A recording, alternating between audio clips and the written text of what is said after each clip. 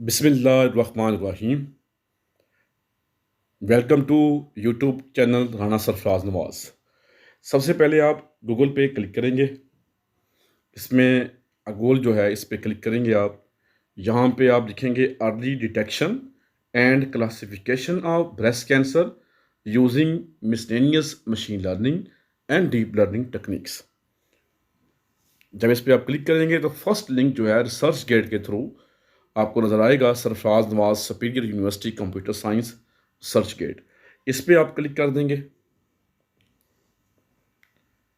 जब इसके पे आप क्लिक करेंगे तो ये प्रोफाइल जो है आपको नज़र आ रही है।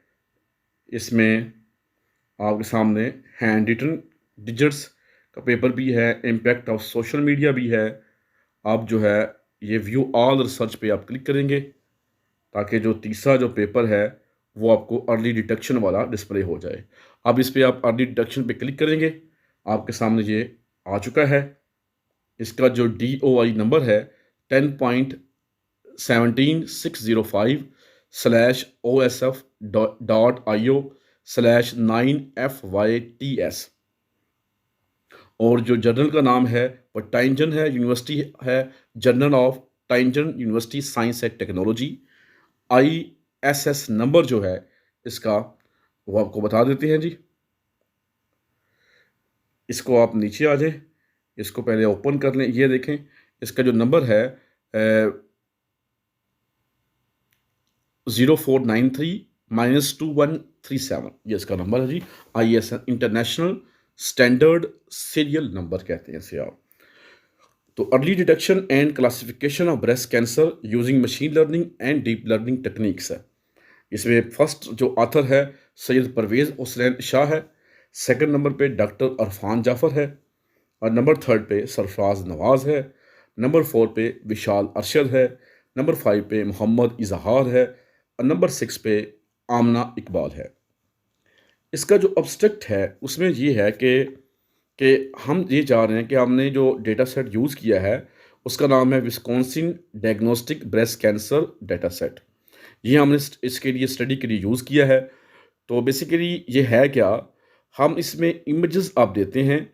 ये जो फिर उसके जो इमेजेस हैं उसके ऊपर वो ब्रेस्ट कैंसर के जो इमेजेस हैं वो आपको बताता है कि ये इसमें कैंसर है, ये बिनाइन है या मलिग्नेंट है। दो किस्म के होते हैं आपकी टाइप्स जो है ब्रेस्ट कैंसर की, और वो आपको बताएगा ये इसमें मलिग्नेंट है या बिनाइन है। तो उसकी जो एक्यूरेसी है, यानी जो आप इमेज दे रहे हैं वो कितना एक्यूरेट बताता है ये कि बिनाइन है या मलिग्नेंट है। अब उसके लिए हमने मशीन लर्निंग और डीप लर्निंग मॉडल जो है उनको अप्लाई किया, और उससे हमने बेहतर रिजल्ट जो है प्रोड्यूस किए। जो अर्ली हमें रिजल्ट ऑलरेडी पहले से मौजूद थे उनसे हमने मज़ीद उसको इम्प्रूव किया। वो कैसे हमने इम्प्रूव किया, उसके लिए हमने फीचर एक्सट्रक्शन की हैं। एलेक्सनेट को यूज़ किया है फीचर एक्सट्रक्शन के लिए, FC6 और FC7 और FC8। इसके अलावा जो है हमने प्री प्रोसेसिंग टेक्निक्स जो हैं उनको अप्लाई किया, उससे हमने रिज़ल्ट को इम्प्रूव किया है। अब देखें जी, इसमें जो ब्रेस्ट कैंसर है वो आपको बता दिए कि सबसे जो हाईएस्ट कॉमन कैंसर है जो अफेक्ट्स करता है वुमेन को, वो ब्रेस्ट कैंसर है। इसका जो हाईएस्ट डेथ रेट है due to lack of understanding about the early identification of indicators of the different forms of breast cancer and a lack of preparedness in detecting breast cancer symptoms। ये सबसे जो main चीज़ है कि लोग जो है इसकी तरफ अंडरस्टैंडिंग नहीं है ब्रेस्ट कैंसर की, जिसकी वजह से इसका जो रेशो है, इसकी डेथ रेशो जो है वो ज़्यादा है एज़ कम्पेयर टू अदर जो है निस्बत। ठीक है जी। अब सब ये इसके इमेजेस हैं, डिफरेंट इमेजेस हमने इसमें लिए हुए हैं। तो ब्रेस्ट कैंसर जो है इसको हमने जब किया है, डेटा सेट जो है इसके हमने यूज़ करेंगे। तो description of Wisconsin diagnostic breast cancer data set ये आपके सामने है। इंस्टांसेस 569 है। एट्रीब्यूट्स जो हैं 32 है। इंफॉर्मेशन ऑफ एट्रीब्यूट्स मलिग्नेंट और बिनाइन है। इसके बाद एक्चुअल वैल्यूड फीचर्स जो हम कैलकुलेट किया एवरी सेल न्यूक्लियस के लिए, रेडियस है, टेक्सचर है, एरिया है, कंपैक्टनेस है, पैरामीटर है, कनकेव पॉइंट्स हैं, स्मूथनेस है, कनकेविटी है, सिमेट्री है, फ्रैक्टल डिमेंशन है। Attribute missing none. Class distribution 2 ही हैं, बिनाइन 357 है और मलिग्नेंट 212 है। और फाइंडिंग ऑफ डेटा सेट क्या है, नंबर ऑफ प्रेडिक्टिव फील्ड 2 है, बिनाइन और malignant. All three input features में we use to segregate set linearly. The best prediction जो है वो हमारे 97.5% है। तो ये हमने इसमें यूज़ किया है। अब इसका लिटरेचर व्यू है कि ब्रेस्ट कैंसर जो है वो हमने कहा कि सेकंड लीडिंग कॉज है मोर्टेलिटी की, अकॉर्डिंग टू द WHO के स्टैंडर्ड, वर्ल्ड हेल्थ ऑर्गेनाइजेशन के मुताबिक जो है with 685,000 death in the year of 2020 की जो है इसमें इसकी वजह से हुई है, ब्रेस्ट कैंसर की वजह से। यानी 7.8 million women wide diagnose breast cancer disease.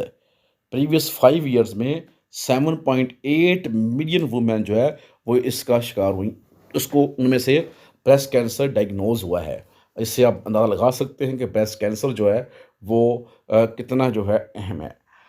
अच्छा जी, ये मुख्तलिफ हमने इसको इसके देखा है कि ब्रेस्ट कैंसर जो है इसको जब ये ज़्यादा एक्सपेंड कर जाए तो आपको ये मुख्तलिफ जो है दूसरे जो है हमारे ऑर्गन्स हैं उनको भी ये डिस्टर्ब कर सकता है। ठीक है जी, जिस तरह लंग्स है, दूसरे को जो उनको भी ये डिस्टर्ब कर सकता है। बेसिकली ब्रेस्ट कैंसर की दो टाइप्स होती हैं, एक मैलिग्नेंट है, एक बिनाइन है। ठीक है जी, तो मैलिग्नेंट की मज़ीद आगे जो फर्दर जो है वो टाइप्स आपको नज़र आ रही हैं, तो वो भी है। इसके बाद B9 की जो भी फर्दर टाइप्स है जो आपको सामने क्लियर नज़र आ रही हैं, तो वो भी हम इसमें हैं शो की जा रही हैं।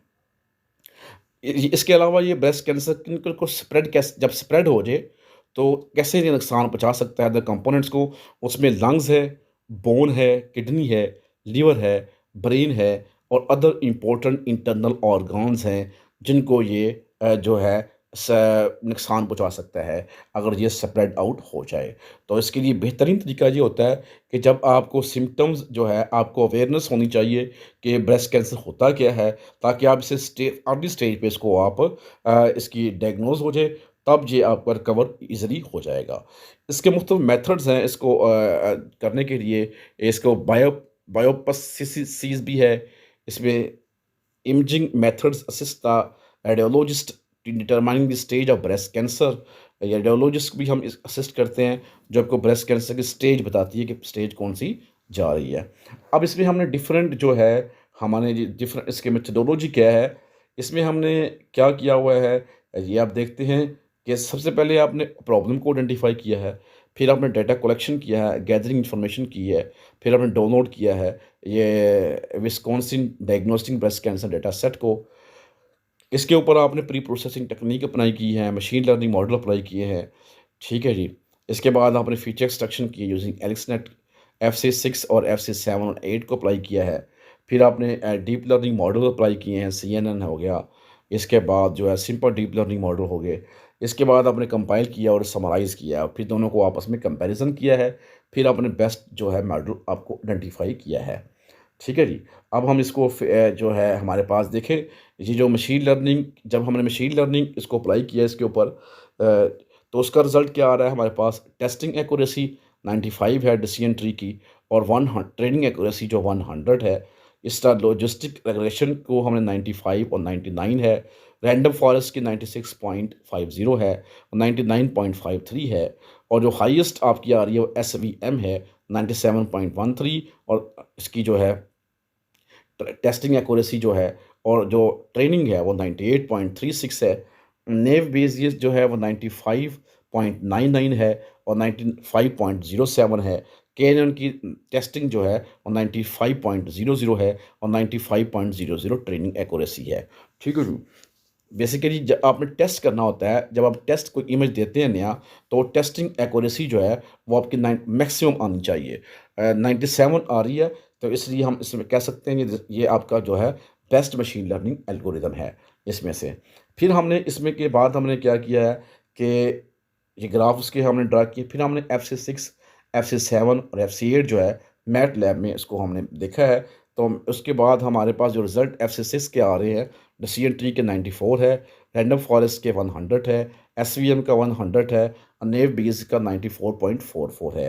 तो ये हमने रिजल्ट की उसका ग्राफ हमने ड्रा कर दिया। FC7 की बात कर लेते हैं। डिसीजन ट्री का 100 है, रैंडम फॉरेस्ट का 94.44 है, एसवीएम का 100 है, नेव बेस का 94.44 है।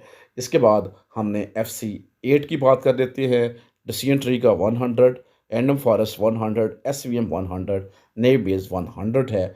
तो ये हमने लगा दिया। अब डीप लर्निंग क्लासीफायर को हमने अप्लाई किया। डीप लर्निंग क्लासीफायर जो है उसमें एमएलपी है, उसकी टेस्टिंग एक्यूरेसी 99.45 आई है और सीएनएन की जो है टेस्टिंग एक्यूरेसी जो है वो 99.48 आई है। ठीक है जी। तो इसको हमने देखा। इसके बाद हमने आखिर पे ग्राफ शोज कर रहे हैं। अब हमने आखिर पे जो है वो कंपैरिजन दिया हुआ है कि बिटवीन द सब के बाद name of algorithm decision tree, उसकी टेस्टिंग एक्यूरेसी और FC6 की, FC7 और FC8। आप देख रहे हैं कि SVM जो है वो सबसे बेहतर रिजल्ट आपको शो कर रहा है। तो SVM जो है वो आपका सबसे अच्छा जो है वो एल्गोरिथम होगा इस लिहाज से। इसके बाद इसका हमने ये ग्राफ बनाया हुआ है। अब हमने ML और DL क्लासीफायर, मशीन लर्निंग और डीप लर्निंग को कंपैरिजन किया हुआ है। SVM जो है उसमें टॉपर जा रहा है और जो MLP, इसमें MLP और CNN जो है इनके रिजल्ट जो हैं वो आपके बेहतर हैं as compare to machine learning algorithm के। तो आखिर पे हम ये ग्राफ बनाया हुआ है। कंक्लूजन में हम कह सकते हैं कि आपके जो मशीन लर्निंग मॉडल्स हैं उनके रिजल्ट और जो डीप लर्निंग मॉडल्स हैं उनके रिजल्ट, डीप लर्निंग के जो रिजल्ट्स हैं वो बेहतर हैं मशीन लर्निंग से। और हम ये भी कह सकते हैं कि जो मशीन लर्निंग के रिजल्ट्स हैं यूजिंग फीचर एक्सट्रक्शन वो बेहतर हैं सिंपल मशीन लर्निंग एल्गोरिदम की निस्बत। तो ये हमारा कंक्लूजन था। तो मज़ीद हमने कहा कि this is also observed after the new feature extractions using XLS model and then applied the machine learning model on structured feature. Here, the accuracy of machine learning models is improved than before feature extraction.